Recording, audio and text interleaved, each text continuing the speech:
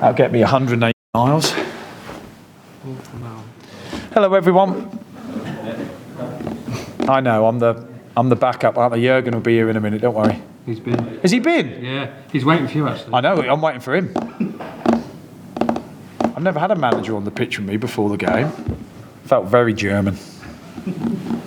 Managers don't come out. Right, who's in charge? Well, you seem very upbeat, that. Yeah, well, why not? Like, you know, life's too short, careers are short, games are over in a heartbeat. And I thought, apart from the first 10 minutes where we showed Liverpool too much respect, I thought the lads competed as well as they could. I can't be prouder. It was after 10 minutes it felt like an hour, and then after that the game sort of flew by, and we created a few chances on the counter, which on the perfect day for Roy Race would have gone in, but not tonight. And our goalkeeper pulled out a couple of unbelievable saves to keep the tie goalless, and it didn't feel like a goalless game from my point of view, but you'd probably say differently. And then once it goes into penalties, it's just a lottery. I have no, I don't know if I'd want to take a penalty. In fact, when I did, I was about 7th and I was a centre forward, so that doesn't bode well on my character. So yes, I've got no shame in the penalties, and I wish Jurgen and his team all the best in the next round. And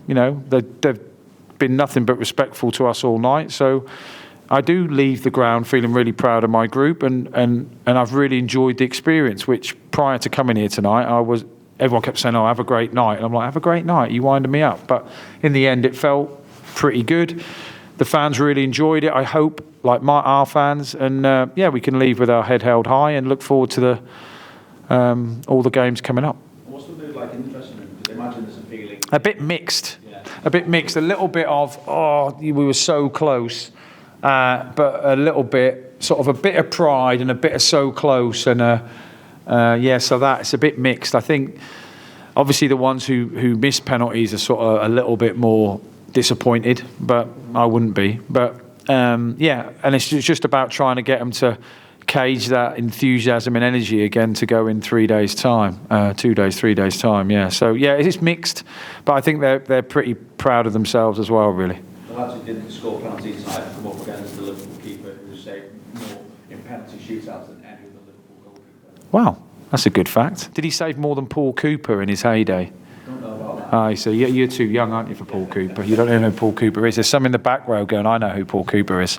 But one of the saves I thought was excellent. So it wasn't so much penalties missed, but good saves. But it was nice to see Didsey score the first one in front of our crowd.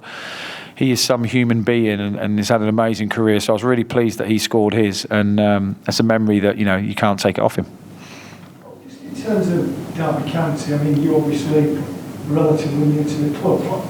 That following today and the fans that you get at Pride Park, is that just a reminder of what Derby County should be as a football club? We've clearly had some pretty tough times recently. Yeah, in fairness to David, who saved the club in the summer, like he's trying to do it right and trying to get the club back to where it wants to be. Every set of fans in the country want their team to be in the Premier League. But I think it's fair to say that with the stadium and the training ground and the fan base, this club will one day hopefully get back there. But the fact we brought that many people over tonight, I didn't see a spare seat in the stadium, let alone the away end, but in pretty difficult financial times shows the passion of the fans and the enormity of the club. I believe we've sold 6,500, 7,000 to go to MK Dons at the weekend. So it's a pretty special club to be at, and I appreciate the size of the job, but if the lads keep performing at that level, then we give ourselves a chance. Can you enlighten us what Jurgen said to you before the game? Oh, he said loads. He said about coming in for a drink after. He must have read my thing I said about Pep not inviting us in, so he said come in, which is good. He said to me I just asked me about how I was so handsome. No, he didn't.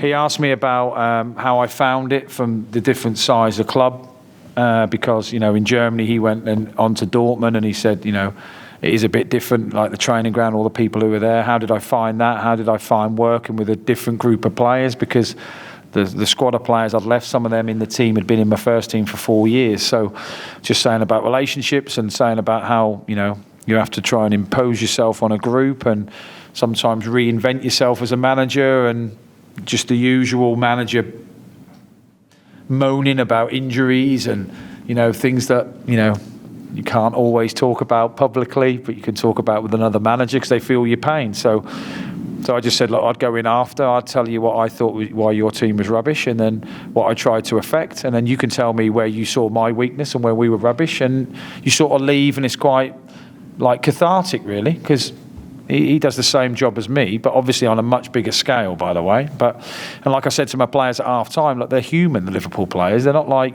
superhuman. They're just bleed like us, have to run like us, have demons like us, miscontrol the ball like us, but not as much. So I had a good chat with him. He's just massive. All I kept thinking was, if my missus is looking at me, this is very demasculating, because it felt like he was 7 foot and I was like in a hole. So, good guy, good footballing guy. And in fairness to Liverpool, and I would say this, and it is creepy, but this is some place, isn't it? When they sung Never Walk Alone before, I got a bit goosepimply. I thought that was pretty amazing. It got louder and louder and louder, and I know there's some clubs with some pretty good songs beforehand, and I have played here before, but it was something else. And then just before we took the penalties, a member of staff who worked in the tunnel came up to us and said, no matter what happens in this, you should be really proud of your team's performance. I think it's been really good, and it means quite a lot when people are respectful like that. I appreciate when you're the away team, there's always animosity. There was no abuse from any fans towards us. In fact, I was having a crack with a few of them. And it just felt like a proper game in a proper atmosphere. And, obviously, I'm not saying it was David and Goliath, but I'm taking Colo off and he's bringing Firmino on. It doesn't seem completely fair, but it was a night that I think our lads can treasure, and hopefully our fans can. What do you hope this can do for your league form now? Well, my big fear, because I always catastrophise, I think all football managers do, think worst case, is because I've played in these games and I've played the next games, and you get the whole manager going, it's after the Lord Mayor's show and all that. And I was conscious of that, hence why I took some of my better players off pretty early on in the game. So I need them to be refreshed for Saturday, but I just hope they take that energy into the game on Saturday. And it's lucky that we're taking, 7,000 or whatever to MK, because the lads are going to need that sort of, level of atmosphere, because it'll be a big fall off a cliff. If we now went and played Torquay like we did, Sunday next, it would feel like, well, no offence to Torquay, but they're not Anfield, are they? So luckily we're going to MK, a brilliant football stadium, taking a massive following, and hopefully the lads, will have a classroom day tomorrow, really. We can't do much on the grass. And hopefully they can, take on the things that we're trying to show them, like they did tonight, and perform again. But you know what football's like. Whenever you think you've nearly got it sussed, you get a good cracking. So hopefully we can refresh them and rest them and go again. All the players who missed penalties, obviously on across the park, obviously in the dressing room after. Who? Lewis Dobin. Oh. On loan across the park. Yeah. How would I rate his loan spell? Oh, wow, good question, mate. Well, Dobbs is all right. He's only a kid, though, isn't he? Bless him. And I appreciate, I think he's is it a blue nose? Is that what you call him? Is that offensive, is it? It's not offensive, is it? I haven't said something like out of order there, have I? Is that blue nose or is that Rangers? I ain't gone full racist, have I, before you quote me and I get sacked? Is it blue? Blue nose. Oh, thank you. So I think he is.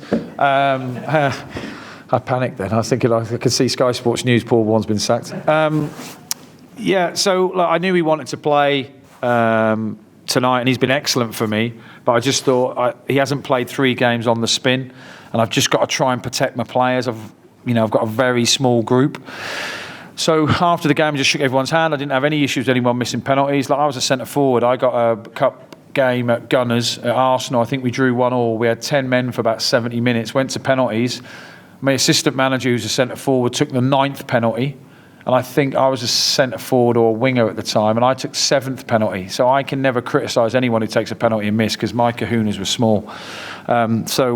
I think he may be disappointed, but he shouldn't be, because it's a lottery. And in fairness, the Liverpool keeper isn't like, he has hands. He's not bad, is he? So But I just think his performance when he came on, I thought he was going to score. A couple of the things he'd done was excellent. His loan's been really good. I've been really pleased with him. As with all young loans, it's very difficult to get amazing back-to-back performances. There's certain things in their game that they need to improve, and Lewis is no different. But then I could say that about some of my seniors. So I'm trying to help him. He's a great kid, takes information on really well, and he's got pace. And pace is the greatest gift of all, in my opinion. And he's always a threat. So, yeah, he'll be disappointed, obviously, but he shouldn't be because his performance was really good, and I need him to bounce back for Saturday. All right, guys. Is that it? Thank you.